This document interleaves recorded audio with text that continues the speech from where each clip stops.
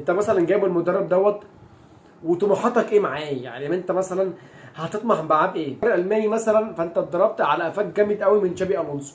تمام. تفتكر بقى ان الراجل دوت هياخد من تشابي الونسو الدوري؟ ده بالنسبه للدوري. طب بالنسبه اكيد يعني فرقه زي بايرن ميونخ بتلعب على دوري الابطال، هل الراجل دوت هيجيب لك دوري الابطال؟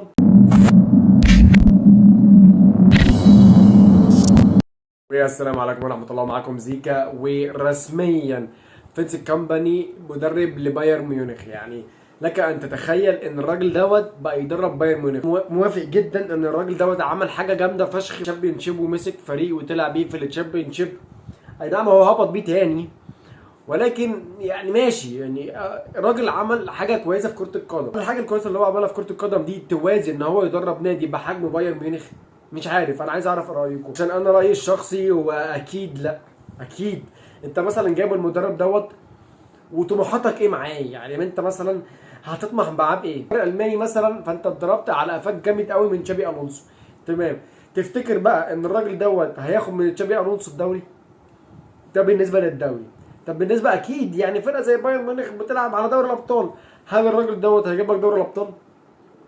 يعني برضو ما اعتقدش. مثلا انت عندك واحد زي بيب جوارديولا، عندك واحد زي كارلو انشيلوتي، عندك واحد زي ارتيتا، عندك واحد زي لويس انريكي، عندك في مدربين دي اكيد اعلى منك واتقل منك في دوري الابطال. عاوز اعرف اداره بايرن ميونخ كانت بتفكر في ايه وهي كانت بتعين الراجل دوت. جوارديولا قال في كلمتين حلوين، بس ده طبيعي، ما الراجل دوت يعني المدرب بتاعه وبرده الراجل عمل حاجه كويسه. يعني بيب جوارديولا قال لك بص الراجل ده جامد فشخ وعمل حاجات حلوه فشخ في الشامبيون شيب وطلع الدوري الانجليزي، واكيد في يوم من الايام ان هو يدرب مانشستر سيتي وصدقوني وبتاع كل الكلام ده فوق راسي. فعلا الراجل دوت هيبقى جامد، ولكن مش دلوقتي تمسكوا فرقه زي بايرن ميونخ. دوت هيجي بسبب ان الاداره فشلت مرتين. اول مره ان هي اصلا مش لاقيه مدرب يرضى يدرب بايرن ميونخ. انت متخيل اداره بايرن ميونخ خلت ان المدربين يكرهوا يدربوا فرقه زي بايرن ميونخ؟ فده فشل انا ما شفتوش قبل كده. يعني حتى لو انت مثلا نادي وحش، فانت برضه في مدربين بتبقى عايزه تدربك، ولكن انت كل المدربين الكبار رافضينك.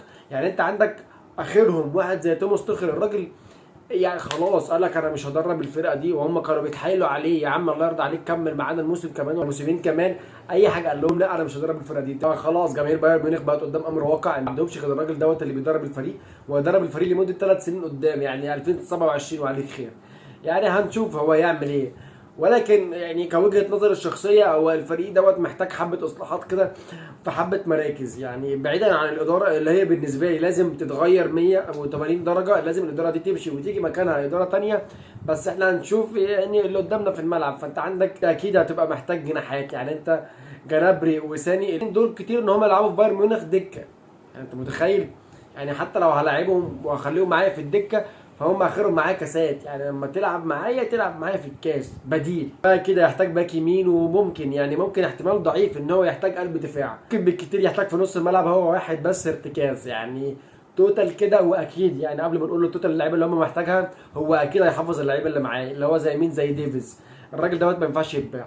انت شوف الراجل دوت راضيه ازاي، وراضيه هو عايز قرشينات اديله قرشينات. الراجل في التوب بتاعه، ومين اللي عايزه؟ ريال مدريد. فمش من مصلحتك ان انت تخسر لاعب في المركز دوت، عشان المراكز ديت اللي هي الباكات الشمال مش كتير قوي اللعيبه التوب اللي فيها. فاول حاجه انت تحافظ على اللعيبه اللي عندك التوب.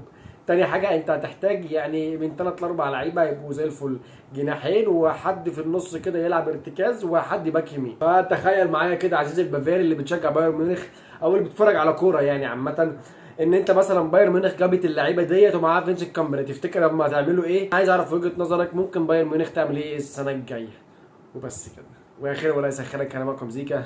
لو انت لسه مش عندي على اليوتيوب تعالى عندي على اليوتيوب، ولو انت لسه ما عملتليش لايك اعمل لي لايك على الفيسبوك، واعمل طبعا اي سبسكرايب بقى وفعل الجرس واعمل لي فولو. اي حاجه ممكن تعمل في الفيديو اعملها. ها